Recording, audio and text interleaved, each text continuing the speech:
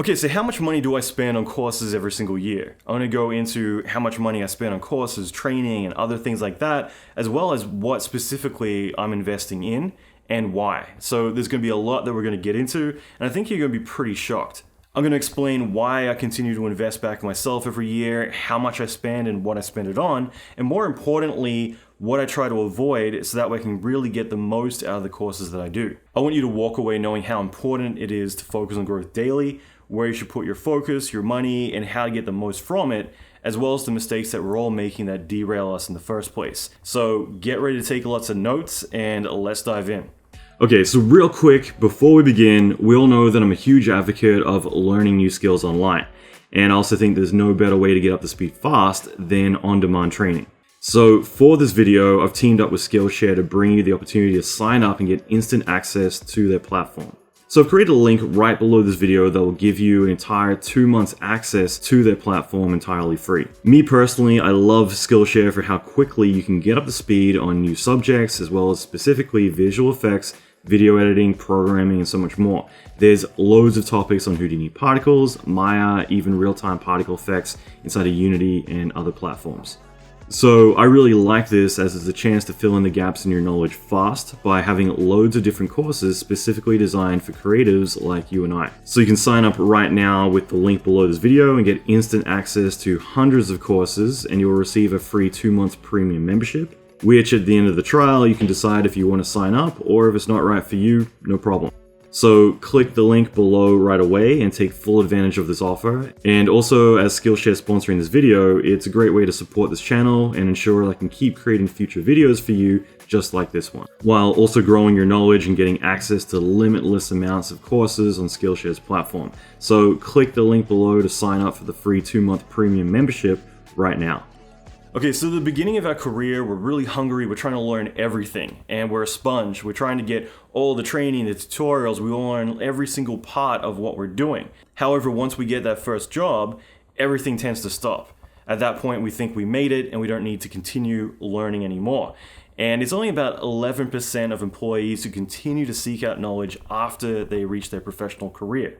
I'd like to place a wager that those 11% become the industry leaders and typically go on to have a pretty fruitful career. And that's because they invest back in themselves and continue to evolve over time. Whereas a lot of the other people tend to become one-trick ponies who eventually grow stale and become replaced by younger, hungrier artists.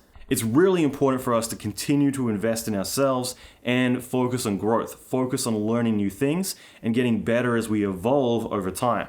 So when it comes to learning new information, the problem's threefold. We get overwhelmed by how much information is actually out there. In other words, we try to learn everything, and not everything out there is at the same level of quality. I tend to look at who I'm learning from and what their actual credentials are. I say actual because I hear people copy-paste other credible people's bios all the time, so that way they can try and sound like a badass. And most of them haven't even worked in the industry before, just maybe on the edges or the sidelines of the industry, and then they call themselves a badass or an expert at what they do. So that's the key problem with a lot of what we're learning, is that we don't know what's quality and what's trash. There's nothing more frustrating than watching hours of someone's content and then starting to feel like they never actually led you anywhere in the first place, or other information contradicts everything else, or it's just plain wrong. It's frustrating to watch a video and then get to the end and they reveal that they made a mistake and that it's actually the end of the video and they didn't really get to the goal that they talked about, or just none of it resonates or makes sense in the first place. So in other words, you've invested time and attention into something that never really paid off. So here's the thing, it's really important for us to pay attention to where and what we're learning and who we're learning from, why their information's relevant, and not just what they tell you, but do they have any real credentials or are they just hype? I think we think that all information is equal. A lot of us buy courses because we feel that paid information is automatically better, and the problem is that we're just scraping the bottom of the barrel. Most courses I buy typically start at around $2,000, and it's not to say that there isn't good products out there that can be less than that, but there's definitely a lot of types of courses out there. So I'm willing to pay for premium courses and pay a little bit more than the regular stuff because it means that there's a set path for me to follow, the information has been curated and set out in a way that's proven. It's not a cheap course from a first-time course maker, but actually from an industry leader. And they're sharing everything they can on that subject and in an easy way to follow that's in a proven format specifically laid out to get results.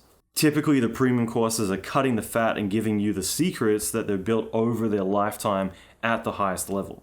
So I love Udemy and other platforms like that, but there's only so much I'm going to get from a $15 product or a $90 course. They might actually have high ratings on those pages, but that's because the bar is set extremely low. So the people typically writing these reviews are happy that they learned how to make, let's say, a web page, and that's why they give them that big 5-star, rather than it being a life-changing experience that they can look back on as identifying that that course is the reason that they are where they are today. So what I look for in a course is something that's actually going to move the needle. There are plenty of courses that I can look back on that really changed my life, and I'm happy to share what those were if you're interested in hearing that. And I constantly do these again and again as a refresher as I go by. In other words, I might do a course and get a lot from it, but I'll still go back once a year and continue to go through those courses again and again if they're ones that had a major impact on me. So this is also why it's a no-brainer to spend $2,000 on a course, because I'm investing back in myself. And what I got from it was tenfold. So I'm not going to spend $15 if it's not going to do anything, but I am going to spend a considerable amount more if I can look back at what I did with my life and my career and my future from what I got from that course. So I like to think that you're the average of the 5 people you spend the most time with. And that's why I choose to surround myself with the best content from the best people at the highest level.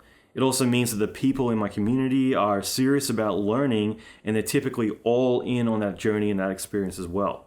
So that way I'm not going it alone, but I'm actually around it with dedicated people who are not buying a $15 course to kind of like dabble in the thing, but they're really dedicating themselves to having a transformation in their career, in their life, in whatever they're learning and investing their time into. So I'm looking for a peak performance training experience rather than one from someone who typically is going in to dabble in a subject and they're buying that on Etsy or Udemy or whatever it might be. It also means I'm going to take the course seriously as well. Those who pay attention. Okay, so let's break down on average how much money I spend every year to invest back in myself. And this is based on my taxes from the last 3 years. And that's another benefit, is that you can also write all this out on taxes too, because it's pivotal to your business. As well as the fact that I look at all training I do as having an ROI, or a return on investment, meaning if I signed up for a mentorship program or a course or a mastermind group, I set goals before I do them, and that is to make that money back tenfold, as well as what else I want to get from it. Having clear goals before I go into a course is really critical, so that way I can make the most of it. So remember, those who pay attention. So I spend on average about $75,000 per year on learning. And that sounds like a high number, but that's because I'm at a point in my life and my career where I don't want to waste a lot of time. I want to get the maximum amount out of it. I want to also be able to collaborate and learn at the highest level, rather than, again, doing cheaper courses to get cheaper results. I want to aim to get higher results with the right type of people. So every year I've spent $40,000 to be a part of a mastermind group with other high performance people that together we get to discuss a lot of our wins and really help each other through all the areas that we're struggling. As I mentioned, you are the average of the 5 people you spend the most time with, and I choose to surround myself with successful people, and this is why it's a great place to really build a strong network as well. Each of us pull ourselves up. So every year I spend $40,000 on one particular mastermind group that I'm part of. And this is because I get to be around other high performance people, and a lot of us share our wins, our big successes with everyone, and we're always pulling each other up. Like I said before, you are the average of the 5 people you spend the most time with. So I want to choose to be around people who are better than me, who are going to pull me up to their level, and I get access to asking them questions, running them through my businesses, and also getting motivation support, and being able to get someone to actually answer my call who might be hard to access otherwise. Being part of a strong mastermind group isn't just about information and knowledge, it's about having a strong network of people. As you begin to get to know all these people, and as they go on with their career and you go on with yours, all of you are elevating and you're beginning to grow a stronger network of people around you. So a lot of mastermind groups tend to have a set level of requirements to be a part of it, as otherwise it's easy to get bogged down answering a lot of questions to someone who's not quite at that level yet, who's really struggling. And that's why it's really important to have people who are relatively around the same level in those groups. So sometimes you have groups of people who are starting out in certain areas, or others who are at the top of their level. And together you begin to really help each other grow and continue until maybe you feel like you've capped out the roof of that group and you move on to another one. I've been part of many mastermind groups. I also host a bunch as well. And this is something that over time I've gotten to a point where I feel like the people in my circle are maybe not at the level that I'm looking for next. And so bit by bit, you'll look for another group that maybe has people with a different mindset or maybe at a level that you want to eventually be at yourself. So potentially you might start out in one mastermind group and there might be a point where you get enough success that you feel like you've hit the roof of that group and you start looking for another one that maybe can help solve future problems that you're having. In other words, there might be other people who have different mindsets or different things that they're having success with that you need to lean into more. And that way you're trying to surround yourself with those groups of people and then the next ones and continue to evolve over time. It's typically pretty expensive to join a mastermind group, but when you're ready to join one of these, it means that you're already at a level where you're willing to invest more in yourself, knowing that you're going to have a strong return. So typically we would either do group calls or we would meet each other once a quarter for a couple of days and get to hang out and work on each other's goals as well as problems and share a lot of strategies and things that are working in our businesses. And this doesn't mean that you need to be a business owner to be part of this. It might mean that it's typically to do with things that you want to get better at. Negotiating, maybe it's to do with your art, maybe it's to do with certain things to do with your brand or social media. Anything that you want to do, there's going to be like-minded people who probably have had more success than you at some point that you might want to latch onto and be able to eat their brains, like get some knowledge from them as well. So I also host mastermind groups myself, and I do one with a small group of artists that once a year will meet up. We just did a group meetup in Montreal, and last year we did one in Vegas. And what we would do is we would just get an Airbnb in a really nice place, and we would just hang out for a couple of days. So we just spend that time together and we'd be talking about our goals, what we're working on, and each one of our pain points that we're dealing with, and we would help each other along the way with that. So sometimes it might be just simply recommending a book that really helped you in that area, or it might be a bunch of people working together trying to try things out or showing each other what to do in those situations. So each one of us leaves with a clear plan of what we want to do next as we go on, and we'll continue to follow up and we'll work on those goals that we set out while we're together. And I love this because it means that you're not alone. You've got a group of like-minded people who've got your back. They're interested in seeing you succeed.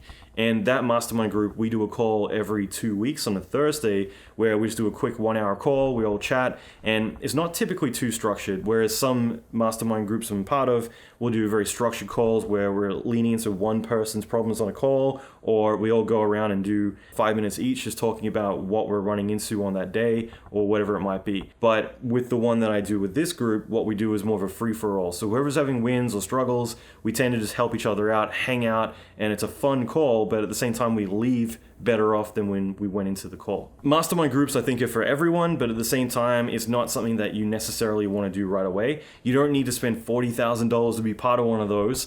There's plenty that you can do for free, and you can also just organize one with your friends. Like I said, I do a call every 2 weeks with a small group of people, and we choose to meet up once a year. That doesn't mean that you can't just have a chat room, a Discord account, whatever it might be, where you get to talk with those people, but having a select group of people that you're very particular about who is part of that, and together all of you get to galvanize and get to work on each other's problems. So another thing that I do is I spend about $20,000 on average per year on online classes. So why specifically online is because I want to have access to information in my own time at my own schedule. I usually read or sit down and watch courses at around 6 in the morning or else late at night as well. Usually after I've done my morning sauna and I'm ready to invest some time into myself before everyone else wakes up and the craziness begins.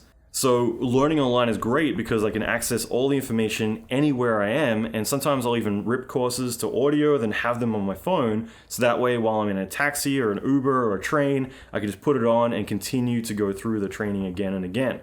Either when I'm walking to a meeting or I just want to absorb some information. So this is really good once I've been through a course and maybe I just want to get a refresher. I like that because I already know the context, I've already gone through it all, and now it's more about reminding myself of all these key things that were really vital to my growth early on. So this can either be soft skills or hard skills. In other words, if there's a program or a new tool that I want to get quickly up to speed with on how to use it or what it's about, or to see how others might be doing something that's a bit different to how I do things, Perhaps it's something that I had never really thought of before, that I wouldn't mind just kind of seeing how other people do it rather than just seeing my way, my path.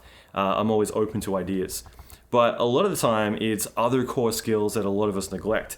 So how to negotiate, leadership, productivity, managing myself, managing businesses, mindset. There's a lot of other different topics that typically I might be looking, again, just for that bit of motivation because I'm kind of struggling with something and I'm like, I just want to see what other people's mindsets are, or it might be something that I'm having a problem with. Let's say that I've got to negotiate something, or I'm doing a presentation in a certain way or on a certain topic, and I want to know more about that topic, or I just want to know how to present it in the right way. Whatever it might be, there's always going to be subjects that I want to learn, and I'm always a sponge for new knowledge. And I just want to just say really quickly that for me, I'm constantly learning. I'm trying to put as much time into learning as I can. I'll still watch TV, I'll still listen to music, but I'll try every day to put in at least an hour, 2 or 3 to learning where I can. So whether it is while I'm commuting, so in an Uber or taxi or whatever it might be, or whether it's I'm relaxing before I go to work, my lunch breaks, things like that. And I've talked about this before, that you might want to goof off with your friends on your lunch breaks, that's fine, but perhaps it is that you have 1 or 2 dedicated days that week where Tuesdays and Thursdays are where you're going to learn a new thing or read a book. And this is a chance for you to have some of the you time rather than worrying about your friends and complaining about all the things at work or whatever gossip is going on. Focus on growing and evolving more than anything else. So typically it's what I need to learn right now. So it's more just in time, not just in case. So what are my immediate goals that I want to learn this year or this quarter that I really want to lean into? So other factors for learning are going to be who I'm learning from, who are the others in the community and what their credentials are. The other thing is I don't want to do 5 different courses on the same topic. I'd rather choose one premium course that's going to give me everything. And then if I want, I can fill in the gaps with free content or smaller things where I need to that usually solve a specific problem that I'm running into. And this will help in the bigger picture of things. So that means that I might do a couple of small courses or just use Google most of the time. In other words, I have a set course that I'm willing to go all in on. And then after that, I'm willing to Google and find out the specific problems that maybe I need to address further down the line here and there just to kind of fill in the gaps.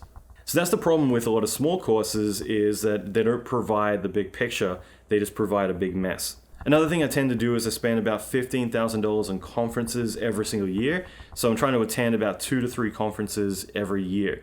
So it's not only because all the best leaders in your specific industry are going to be there presenting their one big thing or their one big win out of all of the things they've done that year, and condensing that down into 45 minutes or whatever it might be. So that way, every single talk, you're getting more and more knowledge and you're getting it all summarized in a way that might really help you evolve. But it's also about finding other like-minded people that I might meet.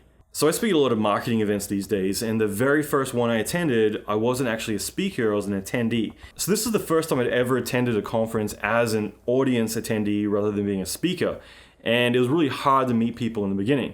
And then I met this one married couple who were into fitness and they've been doing their whole thing. So the wife was the front of the business, she was the face of it, and the husband was the back end of the business. So this was 3 years ago. They were just starting out, and now they're making on average about $40 million a year in their business. I think it's really inspiring at the beginning of people's careers to see them starting out and see where they go over time. And some people explode, other people quit altogether or whatever it might be, but I think it's really beneficial to get in at the ground level, build these connections with other people who are going through the same stuff that you are. Maybe you end up going off to have lots of success, or maybe they do, and they become a really valuable contact down the line. Someone that maybe is able to give you a lot of really great advice and help you along the way.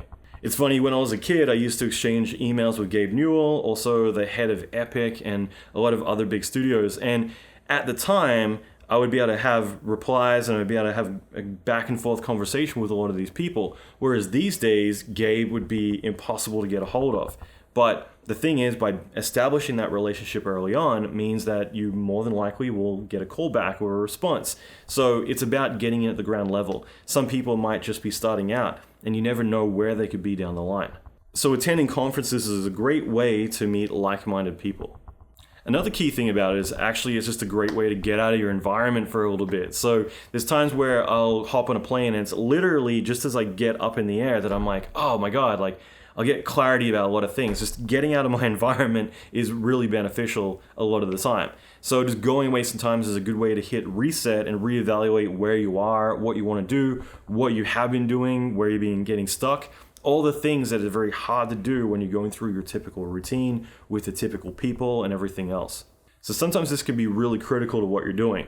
There's also a huge benefits. Even just traveling to new locations can sometimes be a really big eye-opener as well. Not to mention possible job opportunities if they come up. So going to SIGGRAPH, GDC, and other job festivals and other job fairs gives you a chance to really network with other people and possibly land other career opportunities down the line as well.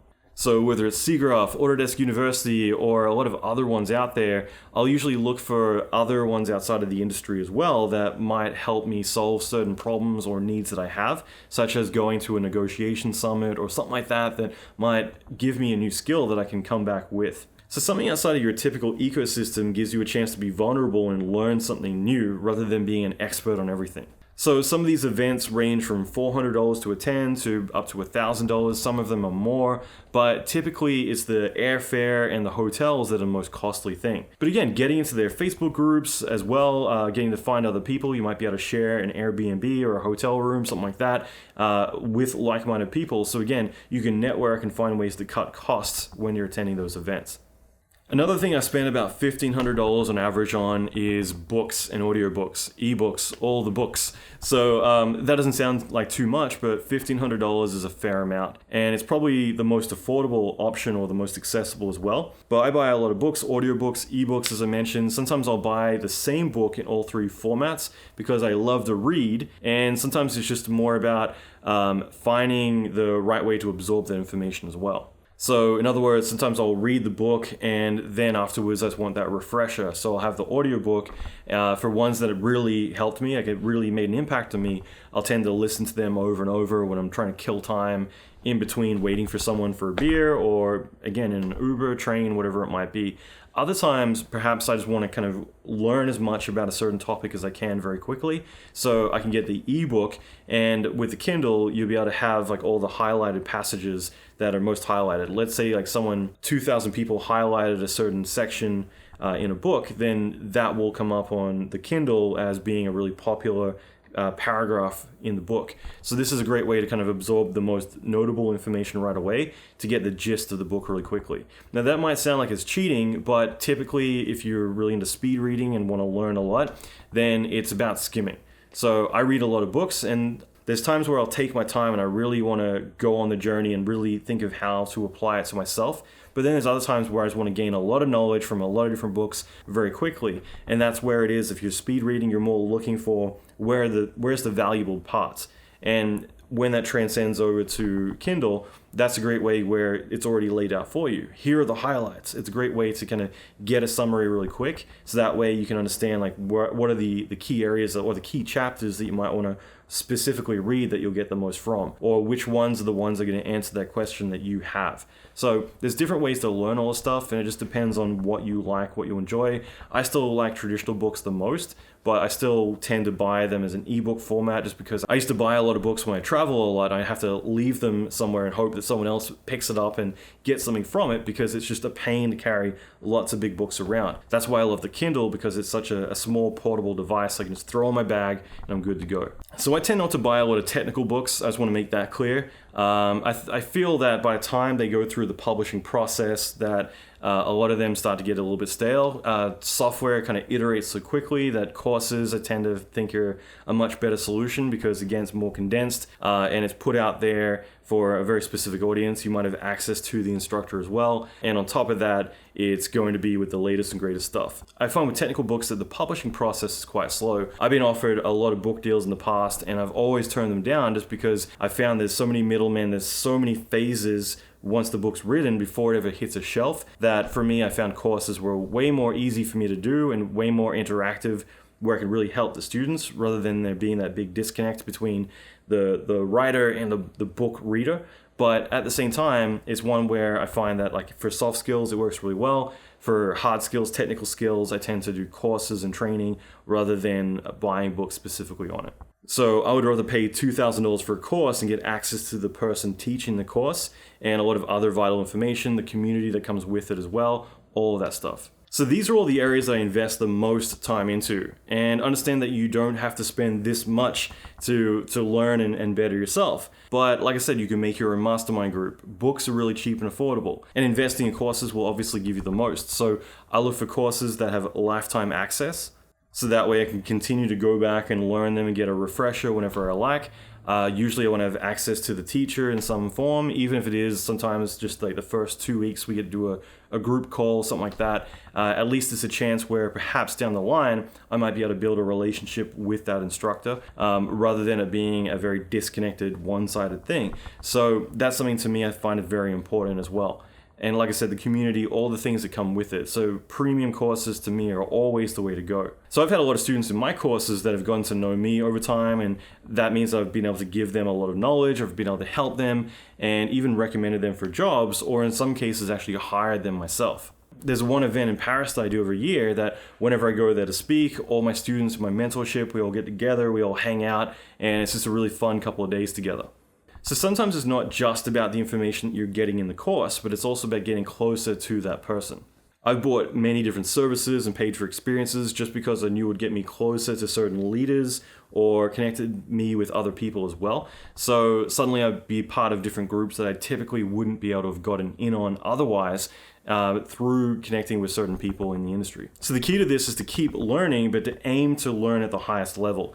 Avoid colleges where the price might be really high, but the instructors typically don't have any experience. I typically aim for industry leaders with experience that they can offer, the community they offer, as well as looking for lifetime access. That way you can keep going back rather than the course being shut down after 6 weeks or whatever it might be. I always go in with key goals in mind of what I want to get from the course, and I have an idea of how much I'm going to make back from doing that course in the first place. I always put faith in the learning, but I'm also committed to learn. So I don't expect just because I paid for the course that it's the teacher's responsibility to teach me. It's always about me having to show up and me doing the work if I want to get that growth. So when you get stuck, it's still on you to get the answers and ask the right questions. So I want you to function at the highest level and start putting focus back on you rather than on other people. Finally, for me, courses and learning become more of a conversation piece. So when I meet people who I consider to be industry leaders, I always ask what books they're reading right now, or if there's any courses they've done recently that really made an impact on them. Because if there's something worth mentioning, then it's probably worth doing as well. So finally, I'm curious to see what courses you have that you could recommend to me that you thought were really shifting in your career, that did something detrimental, or a book or anything that you could look back at that you thought like, wow, this had a big impact on me. I think that this is a great way to start that conversation about what are some good courses, what are some good books, what are good learning resources that you find valuable. So feel free to leave a comment below. I'd love to hear from you. I'd love to hear your thoughts and what courses impacted you. I hope you enjoyed this. I hope you got a lot from it. I'm curious to see how much value you put on your own worth, on your own learning, on your own journey, and how you plan to invest back in yourself. So like I said, leave a comment. Let me know your thoughts on what you do to better yourself, what courses or books you've read that really moved the needle, and I'll be back next video. Thanks for watching. Bye.